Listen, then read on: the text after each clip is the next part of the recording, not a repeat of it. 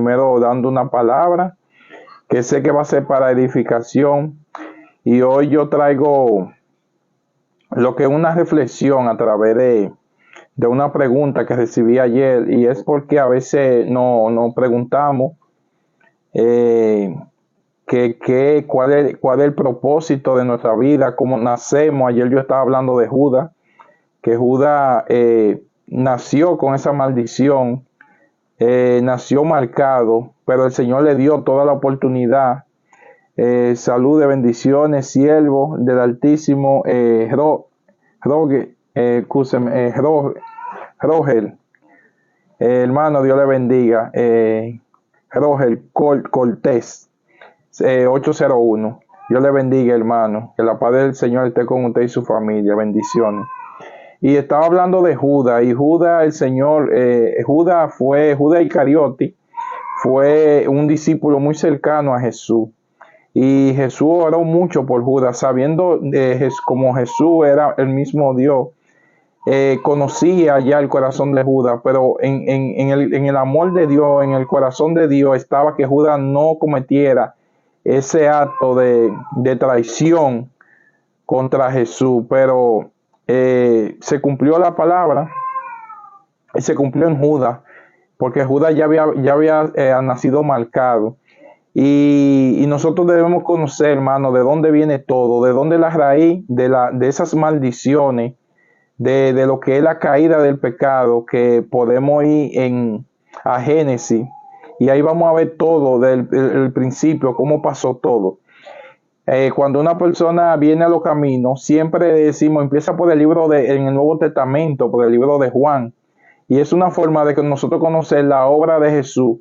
Pero yo particularmente, cuando vine a los caminos, yo empecé por Génesis. Y hermano, a mí me ayudó mucho empezar por Génesis. Creo que muy pocas personas le dicen a un nuevo creyente que empiece a leer Génesis. Yo tuve vamos a poner la misericordia de Dios, la suerte, como decimos algunos. En los cristianos decimos misericordia, no suerte. Y es porque quien me estaba instruyendo me dijo que empezara a leer Génesis. Y yo duré mucho, porque cuando uno es nuevo creyente y lee Génesis, no entiende nada, hermano. Yo soy sincero, no entendía nada. Pero el Espíritu Santo me fue aclarando todo y dándome el discernimiento, cómo entender Génesis, porque a veces es muy confuso empezar por ahí. Por eso mayormente a un nuevo creyente mejor le decimos que empiece por Juan, por el libro de Juan. Así conoce la obra redentora de Jesús, se fortalece en la fe. Pero si empezamos por Génesis, después el libro de Job, a veces se nos hace más largo empezar a tener conocimiento bíblico. Pero el que empieza por ahí, así mismo como es más difícil, pero tiene un buen cimiento, hermano. Es un privilegio empezar a leer la Biblia por Génesis. Y yo traigo lo que es varios versículos de Génesis para entender lo que fue ese pecado original, como decimos, la caída, cuando nos apartamos delante del Creador, de la presencia del Creador. Pero antes de empezar, siempre yo busco a alguien que es una referencia de sabiduría, y primero yo le dije al Señor que me haga una inspiración de antes de explicar Génesis, una inspiración de un sabio que hace como un exégesis de lo que es Génesis a través de su sabiduría. Y el Señor me puso a Salomón. Salomón fue el hijo de David, rey, quien construyó el primer templo. Dice la palabra que Dios no le permitió a David que se lo construyera, aunque David fue el que preparó todo, porque en la mano de David había sangre. Y para la escritura nos enseña que en el tiempo de Salomón hubo paz, y Salomón fue que le construyó templo al Señor. Pero en el libro Salomón escribió lo que llamamos proverbio. Dice la palabra que el Señor le dijo a Salomón que le pidiera algo, lo que él quisiera, y si nos lo piden quizá cualquiera de nosotros, bueno, sabemos que sin pensarlo uno quizá quiera salud, quiera bienes, quiera una bella familia, Es lo primero que nos pasa, pero Salomón pidió sabiduría, hermano. Y esa sabiduría hizo que Salomón fuera uno de los reyes que todo el mundo quería oír a Salomón. Dice la palabra que los reyes, los otros reyes de las otras naciones querían ir a donde Salomón para oír la sabiduría. Dice que la reina de Saba, cuando fue a donde Salomón, dijo que lo que ella había oído de él era poco para lo que ella experimentó, ella vio por su propia cuenta, cuando pudo hablar con Salomón, la sabiduría que tenía Salomón. Y yo quiero empezar por Proverbio. En Proverbio aquí vemos una sabiduría grande de Salomón. En el libro de Proverbios, en el capítulo 3. Y vamos a ir a Proverbio 3. Y vamos a leer desde el versículo 1. Proverbio.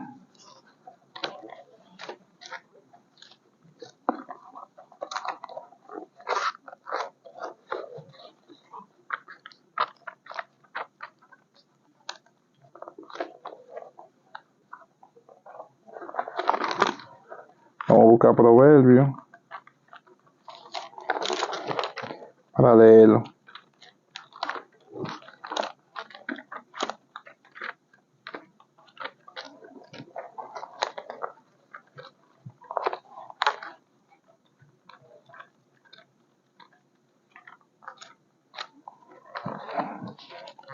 Segundo, hermano, que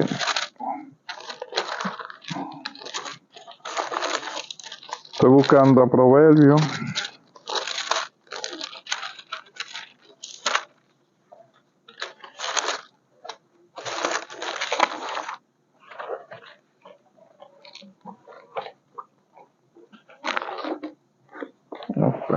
Esta Biblia, oh santo Dios. A ver. Aleluya, gloria a Dios.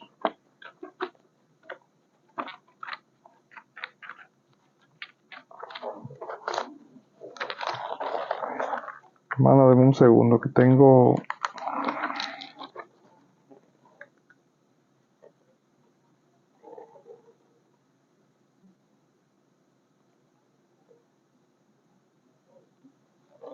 Aleluya.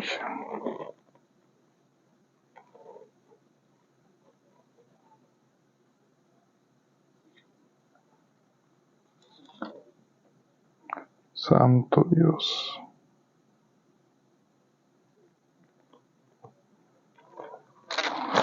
Okay. 808. Vamos a leer Proverbios 3 desde el capítulo 1, 808. Ok. Proverbio 3.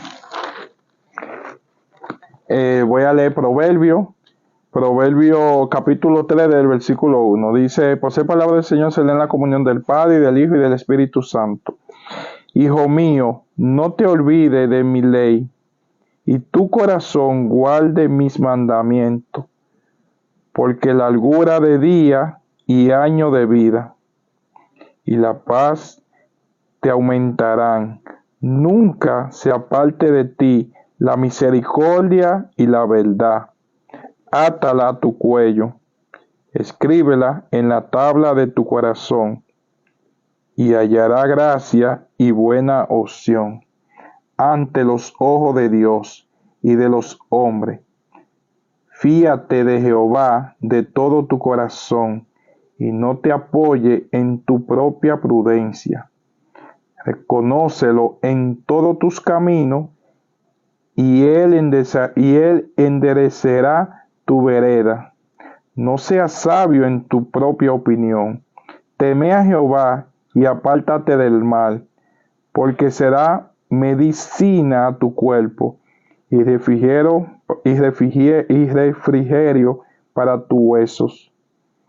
Honra a Jehová con tus bienes y con la primicia de todos tus frutos, y serán llenos tu granero con abundancia, y tu lagares rebosará de mosto. Amén. Hermano, cuando leemos Proverbios, vemos la sabiduría de Salomón, cómo Salomón habla que hay que atar lo que es la palabra del Señor y no olvidarnos nunca de cómo el Señor quiere que nosotros caminemos.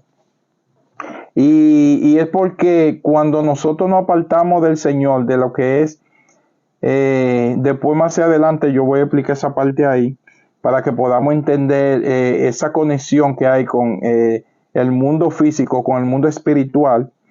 Y para eso tenemos que ir a Génesis, porque ahí es que está lo que es el principio de todo.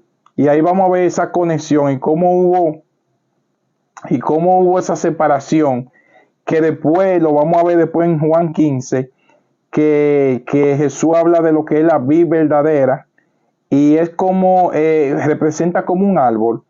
El árbol tiene un fruto bonito, conocemos la mata, echan los frutos, pero hay algo que está debajo de la tierra, que es lo que le llamamos raíz.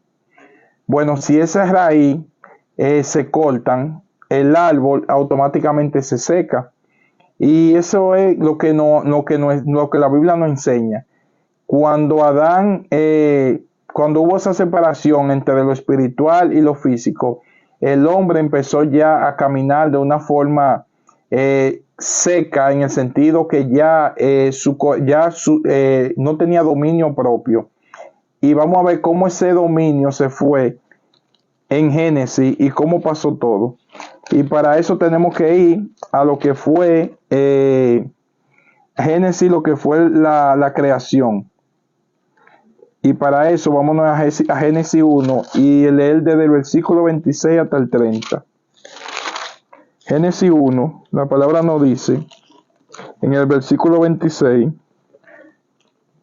dice: entonces dijo Dios, hagamos al hombre a nuestra imagen, conforme a vuestra semejanza, y señoree en los peces del mar, en las aves de los cielos, y en las bestias, y en toda la tierra, y en todo animal que se arrastre sobre la tierra.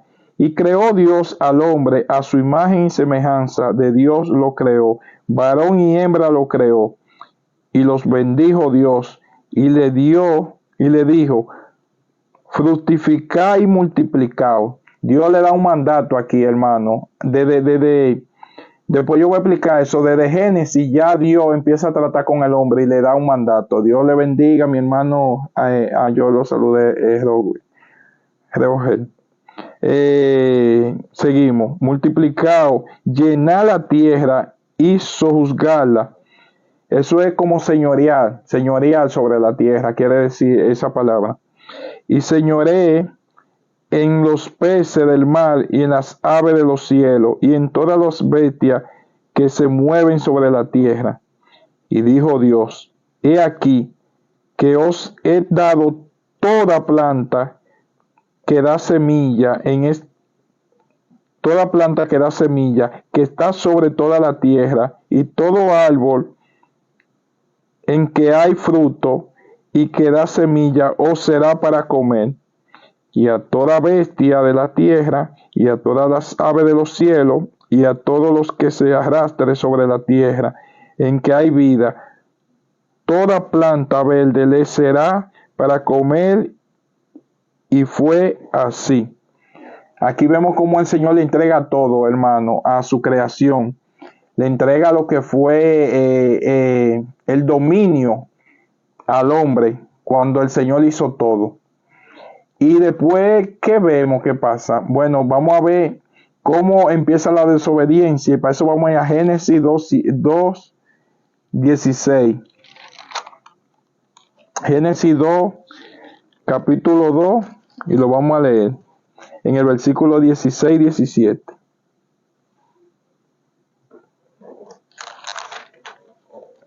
Dice: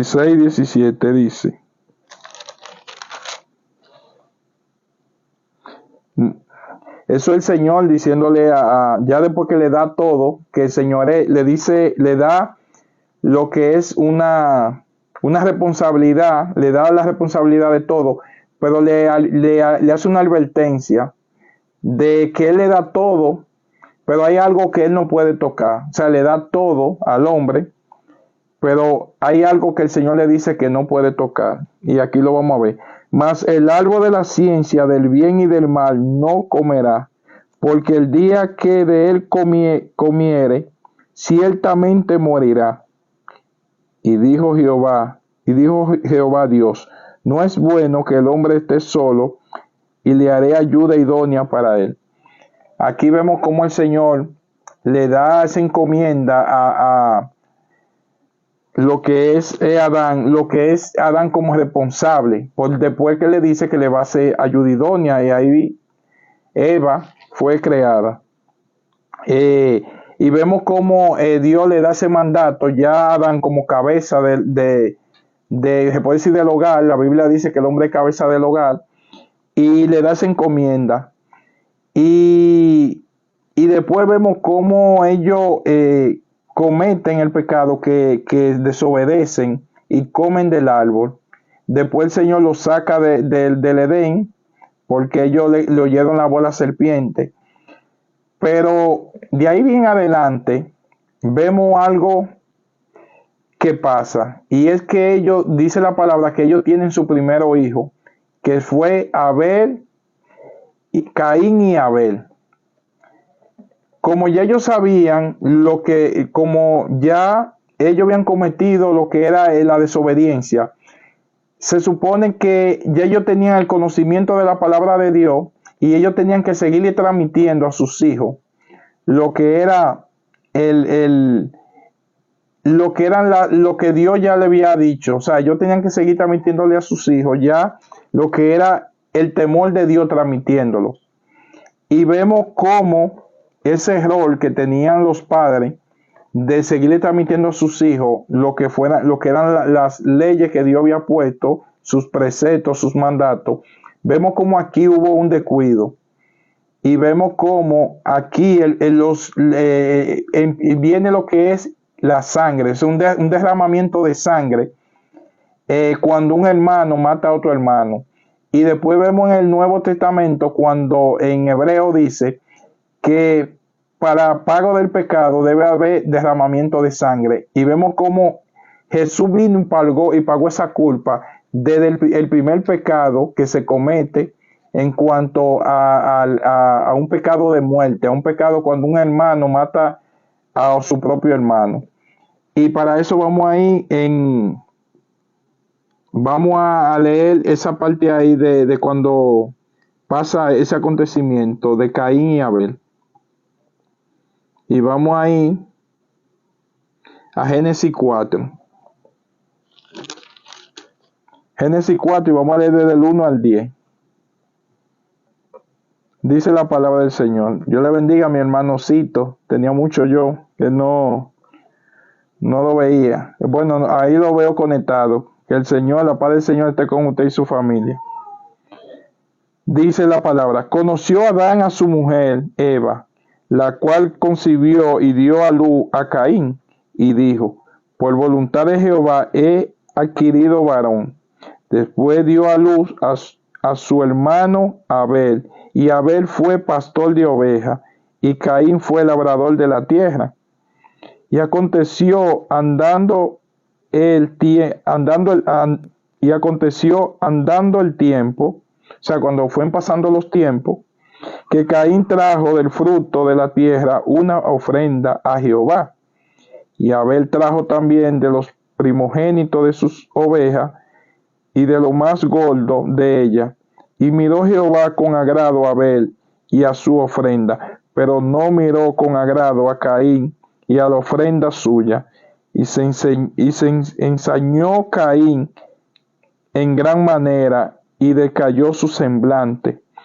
Entonces Jehová dijo a Caín: ¿por qué te has ensañado y por qué ha decaído tu semblante?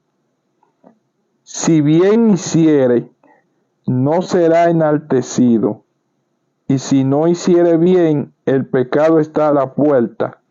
Con todo esto, a ti será tu deseo, y tú te enseñorearás de él. Y dijo Caín a su hermano Abel: salgamos al campo. Y aconteció que estando ellos en el campo, Caín se levantó contra su hermano Abel y lo mató.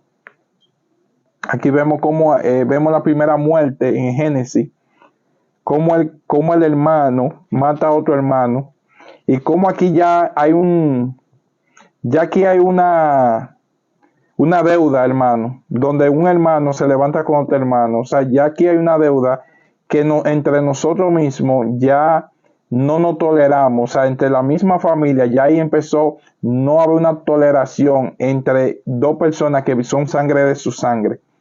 Y ya delante de Dios, que Dios es santo y santo, había una deuda.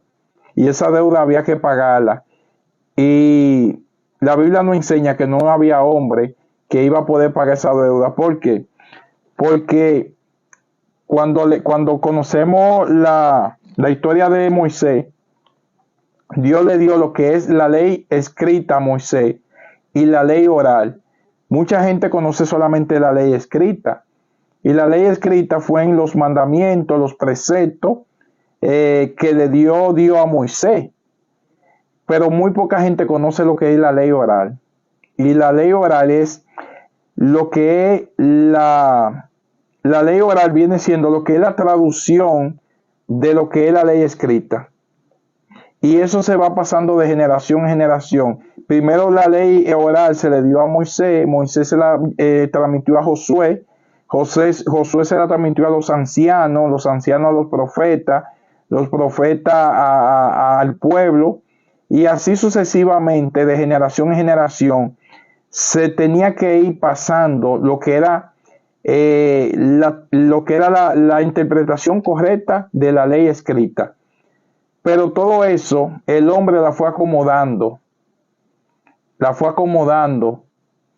y fueron pasando los años, y los hombres fueron acomodando esas leyes, esa interpretación de esa ley oral para poder interpretar la escrita. Por eso le digo que mucha gente conoce solamente la ley escrita, los mandamientos. Todo el mundo le digo, conoce los mandamientos. La mayoría de gente sí: no matará, no robará. Hay lo que son preceptos, lo que son leyes morales, hay aproximadamente 3,000 y pico. Pero muy poca gente conoce lo que es la ley escrita, la ley oral. O sea, muy poca gente conoce eso, tiene conocimiento de la ley oral de la Biblia. Y eso son la interpretación de la ley escrita. Por eso que cuando Jesús viene a darle la correcta interpretación. ¿Por qué? Porque ellos la fueron acomodando, pero Jesús vino a traerle amor a esa interpretación, que ellos no lo hacían. Ellos lo que hacían que le interpretaban base a su propio beneficio. Y por eso siempre hubo una persecución contra Jesús cuando Jesús le estaba dando la correcta interpretación a la ley escrita. Y primero, para entender cómo eso se fue pasando en generación, debemos de ir a Deuteronomio, que en Deuteronomio está lo que es la ley que Dios le da para que eso se vaya en generación se fuera transfiriendo a las demás generaciones, para que no se perdiera lo que era la voluntad de Dios ya por el primer pecado que se había cometido en el huerto. Y vamos a leer Deuteronomio para entender cómo era la interpretación y la ley oral que se le dio al pueblo. Vamos a interpretar a Deuteronomio 8 y vamos a leer desde el versículo 11 al 20. La palabra dice, Deuteronomio 8, versículo del 11 al 20. Leemos. La palabra dice: cuídate de no olvidarte de Jehová tu Dios, para cumplir sus mandamientos, sus decretos y sus estatutos que yo te ordené hoy. No suceda que coma y te sacie y edifique buenas casas en que habites, y tu vaca y tu oveja se aumenten, y la plata y el oro, y se multipliquen, y todo lo que tuviere se aumente, y se enorgullezca tu corazón, y te olvide de Jehová tu Dios, que te sacó de la tierra de Egipto, de casa de servidumbre, que te hizo caminar por un desierto grande y espacioso, lleno de serpiente ardiente y de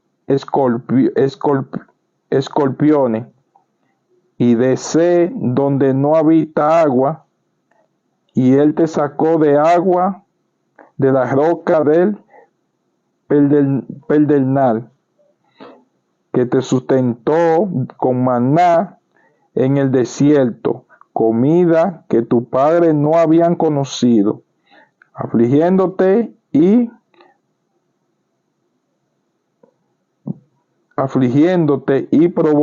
probándote, para la postre,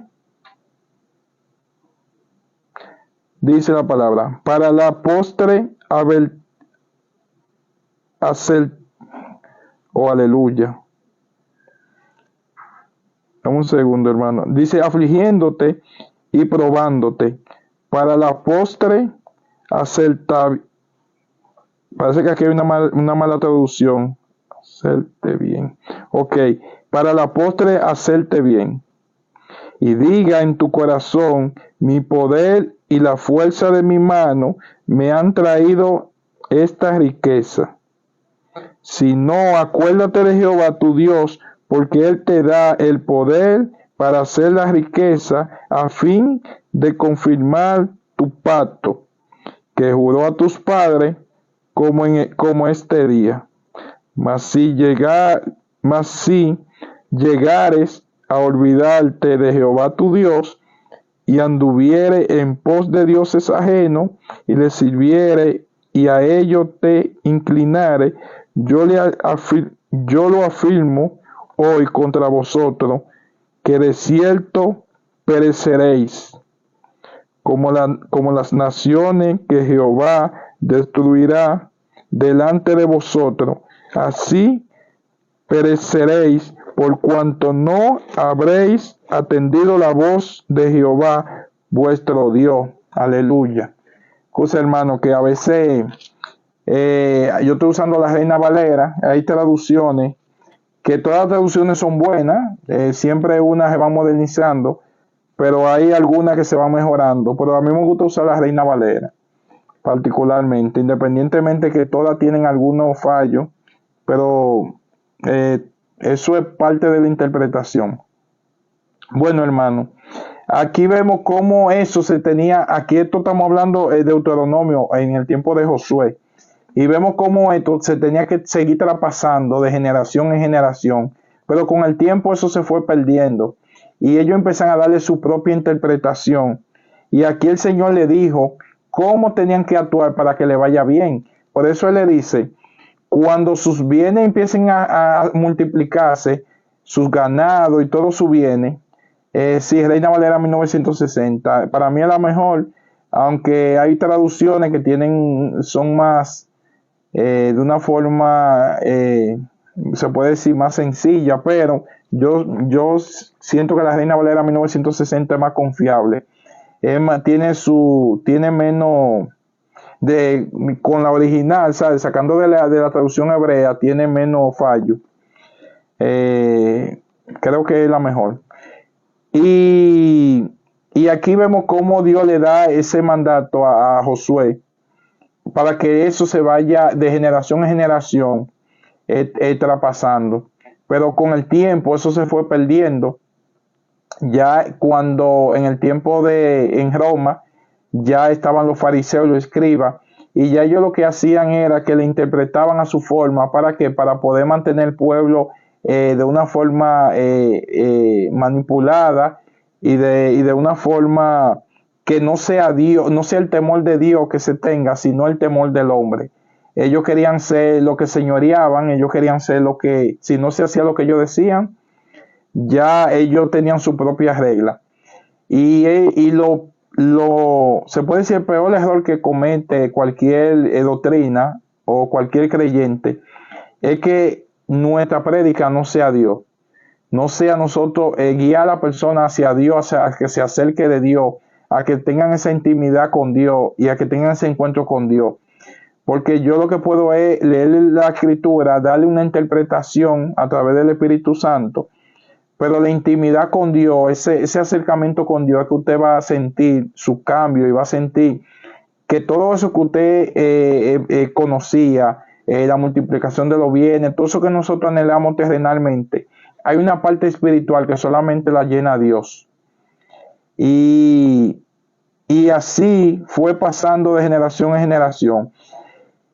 Y vamos a leer ya en el Nuevo Testamento cómo Jesús paga esa deuda de esa mala interpretación que se fue dando, se fue perdiendo, ese temor de Dios desde Génesis. Después vemos cómo Caín mata a Abel, y después vemos cómo los que tenían lo que se le habían dado la ley, Moisés le había entregado la ley para que eso se pasara de generación en generación.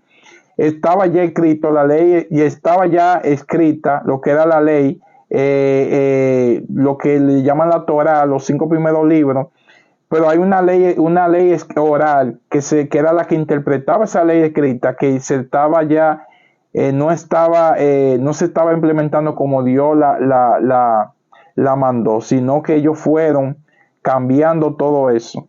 Por eso hay una ley oral y una ley escrita. Y vamos a ver primero cómo ese pago en Hebreos 9, cómo había que pagar una deuda por esa muerte ya de Caín. Y cómo aquí en la Biblia no lo dice. Y Hebreos 9, versículo 22. Hebreos 9, versículo 22, hermano, vamos a leer. Y vamos a ver cómo nuestro Rey, Señor y Salvador pagó esa deuda. Hebreos capítulo 9, versículo 20. Dice, diciendo, esta es la sangre del pacto que Dios os ha mandado. Y además de esto, roció también con la sangre del tabernáculo y todos los vasos del ministerio. Y casi todo es purificado según la ley con sangre, y sin derramamiento de sangre no se hace remisión.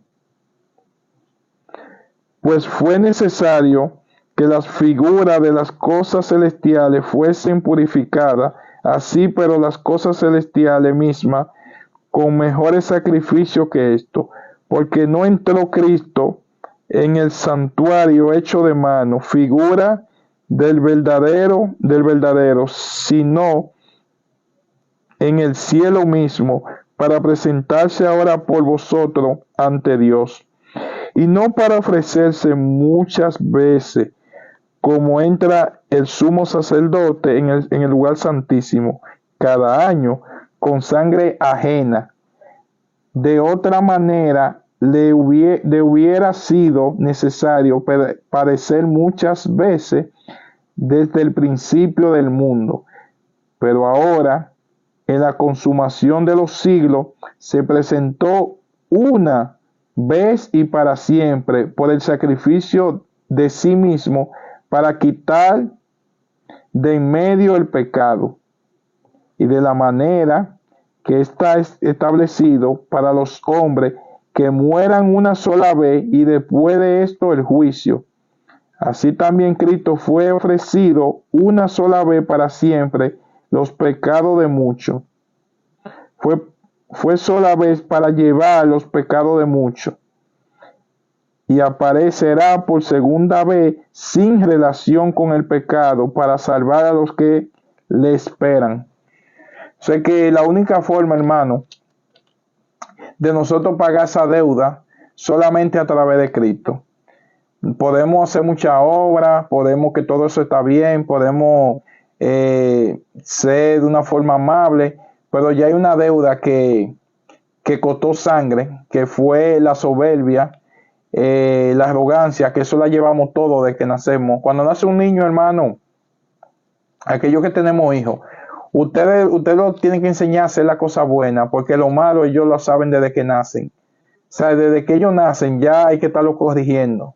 Ustedes ven que los bebés, fíjense con un bebé, que usted pone algo que él sabe que no lo puede tocar, y si usted lo está viendo, él se queda normal. Si usted voltea la cara, él coge la cosa. O sea, desde el principio ya él está viendo que usted no lo vea para darle a hacer algo malo. O sea, ya ellos tienen ese instinto desde que nacen.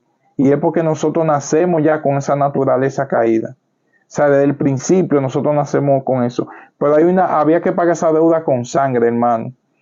Y para hacerlo tenía que nacer una persona sin relación al pecado. Por eso fue que Jesús nació como nosotros, pero nació sin relación al pecado. ¿Por qué? Porque Jesús no fue procreado igual que nosotros. Fue a través del poder de Dios que arropó a María. O sea, el poder del Espíritu Santo fue quien concibió lo que nosotros conocemos como Jesús. Y aunque él nació igual que nosotros humanos, pero él nunca perdió su naturaleza divina como Dios, aunque él vivió aquí igual que nosotros en carne. O sea, él nunca dejó de ser Dios. Y solamente tenía que ser tenía que ser alguien que nunca haya cometido un pecado, una persona que haya nacido sin relación al pecado para poder pagar esa deuda de sangre. Pero el hombre nace con esa naturaleza, o sea que nosotros no lo íbamos a poder hacer nunca. Tenía que ser el mismo Dios que lo hiciera, que pagara esa deuda. Y por el amor a usted, a mí, Dios mismo vino y la pagó.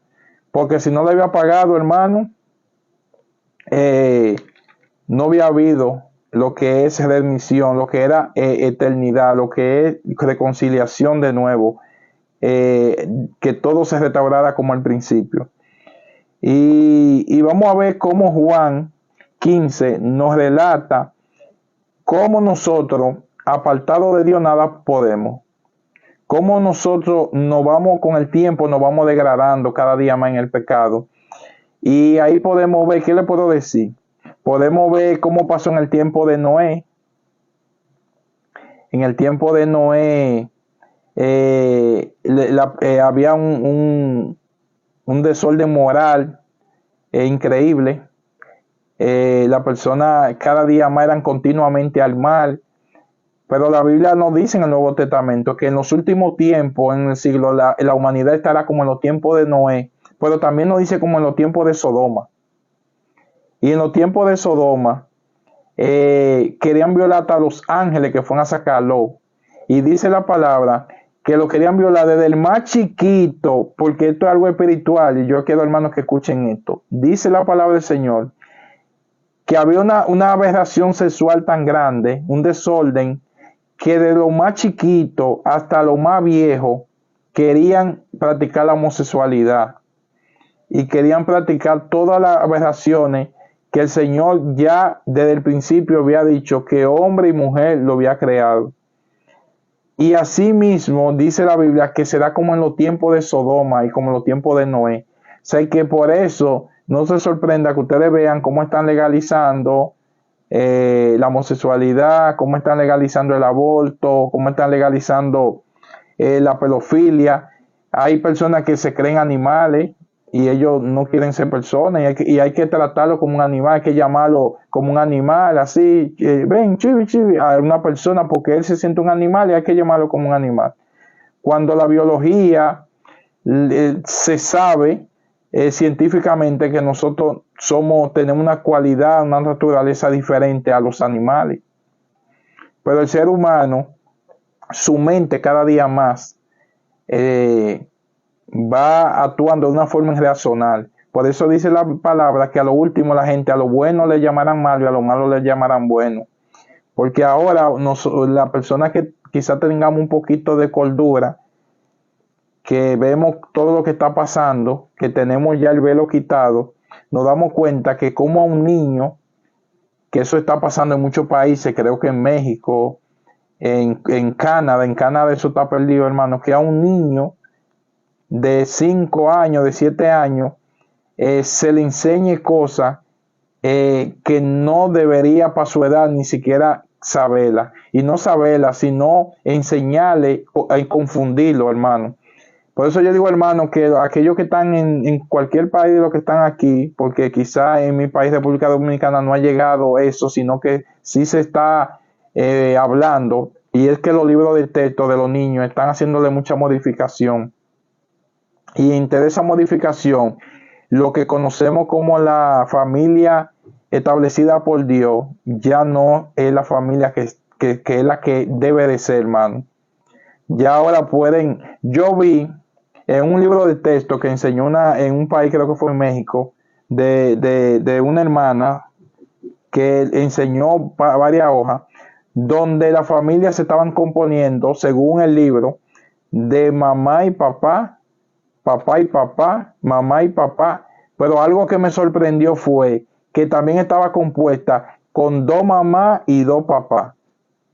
Estamos hablando de 4 personas siendo el mismo papá de una persona. O sea, estamos hablando ya de algo que ni siquiera lo quiero aumentar aquí. De 4 parejas viviendo juntos en una misma casa. O sea, ya sabemos cómo se llama eso. O sea, cada día más el mundo está llegando a los límites y es porque se está cumpliendo la escritura. Pero vamos a ver por qué hemos llegado ahí. Y Juan 15 creo que no lo dice. Y vamos a leer a Juan 15, que es la última lectura que voy a hacer hoy. ¿Cómo hemos llegado ahí, hermano? Vamos a buscar a Juan, y vamos a buscar el versículo 15. Juan capítulo 15, versículo del 1 al 7. La palabra dice así: Yo soy, hablando Jesús, yo soy la vid verdadera, y mi Padre es el labrador. Todo pámpano que en mí no lleva fruto, lo quitará. Y todo aquel que lleva fruto, lo limpiará, para que lleve más fruto. Ya vosotros estáis limpios por la palabra que os he hablado. Por eso yo hablé cuando empecé eso, le dije que había 2 tipos de ley que se había dado, la oral y la escrita. Y aquí la que nosotros tenemos en el Nuevo Testamento es la escrita a través de la inspiración del Espíritu Santo, a través de la Biblia dice que fue escrita por el hombre, pero inspirada por el Espíritu Santo. Dice: permaneced en mí y yo en vosotros, como el pámpano no puede llevar fruto por sí mismo si no permanece en la vid, así tampoco vosotros si no permanecen en mí, si no permanecen en mí. Yo soy la vid y vosotros los pámpanos. El que permanece en mí y yo en él, éste lleva mucho fruto, porque separado de mí nada podéis hacer. El que en mí no permanece será echado fuera como pámpano y se secará, y los recogen y los echan en el fuego y arden. Vamos a seguir leyéndolo. Si permanecéis en mí y mis palabras permanecen en vosotros, pedid todo lo que queréis y os será hecho. En esto es glorificado mi Padre, en que llevéis muchos frutos y seáis así mis discípulos. Como el Padre me ha amado, así también os he amado. Permanece en mi amor.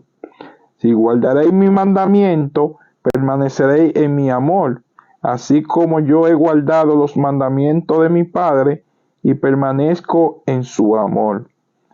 Estas cosas os he hablado para que mi gozo esté en vosotros y vuestro gozo sean cumplidos. Este es mi mandamiento, que os améis unos a otros como yo os he amado. Nadie tiene mayor amor que este, que uno ponga su vida por su amigo. Lo voy a dejar ahí, hermano. Vemos cómo el Señor le dio esa verdadera interpretación y cómo nosotros, separados de Dios, nada podéis. Sé que la única forma que nosotros nos sequemos, no demos fruto, es que nos separemos de Dios. O sea, si nosotros somos la vid, nosotros no nos podemos separar de Dios. O sea, Jesús es nuestra forma, es lo que nos mantiene espiritualmente, nos mantiene vivo, hermano. Si nosotros no nos mantenemos en Dios, en Jesús, en su palabra, nosotros nos vamos a dejar dominar de la carne. La carne va a señorear sobre nosotros. ¿Cómo lo sabemos? Bueno, aquellas personas que no están firmes en el Evangelio, desde que lo llama cualquier amistad y le dice, te voy a invitar por una fiesta, te voy a invitar a esto.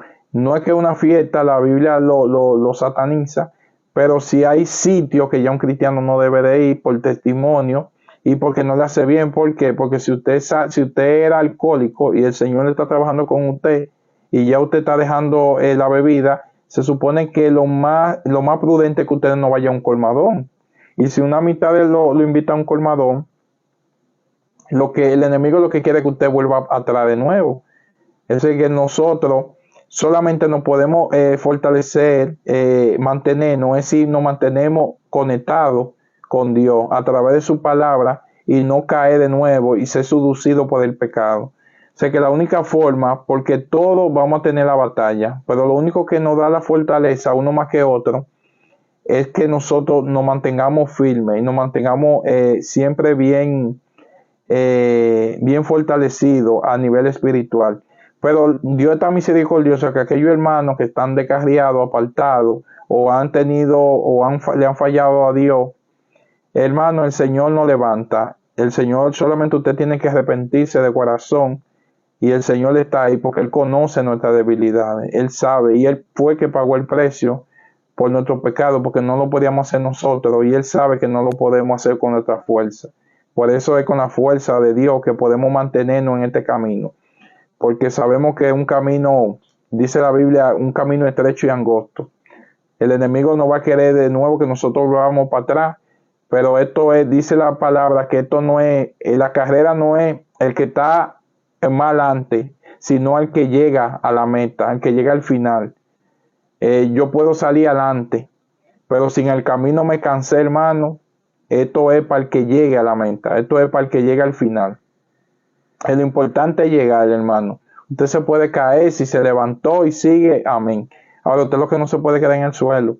Tiene que levantarse en el nombre del Señor, levantarse siempre y no quedarse en el suelo. Usted cayó, usted cometió un error, pídale perdón al Señor y lo va a restaurar, pero no se quede en el suelo, porque este camino es llegar a la meta.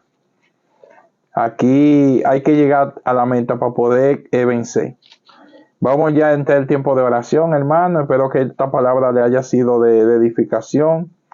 Yo le voy a pedir al Señor que me siga dando palabras para yo seguir instruyendo de lo que es ese diseño de Dios que quiere para nuestra vida. Dios quiere lo bueno, hermano, para cada uno de nosotros. Lo único